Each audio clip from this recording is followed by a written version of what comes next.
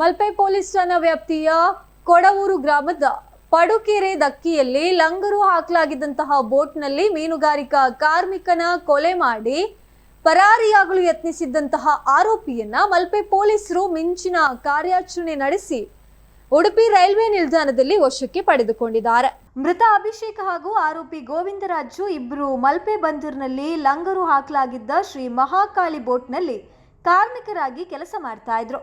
August 24ರಂದು ರಾತ್ರಿ ಬೋಟ್ನಲ್ಲಿ ಮೀನುಗಾರ ಕಾರ್ಮಿಕರಾದ ಗೋವಿಂದ ಹಾಗೂ ಅಭಿಷೇಕ್ ನಡುವೆ ತೀವ್ರ ಗಲಾಟೆ ನಡೆದಿತ್ತು. ಜಗಳದ ಮುಂದುವರಿದ ಭಾಗವಾಗಿ ಆಗಸ್ಟ್ 25ರಂದು ಬೆಳಿಗ್ಗೆ ಗೋವಿಂದ ಎಂಬಾತ ಅಭಿಷೇಕ್ನನ್ನ ಕೊಲೆ ಮಾಡಿ ಸ್ಥಳದಿಂದ ಪರಾರಿಯಾಗಿದ್ದ.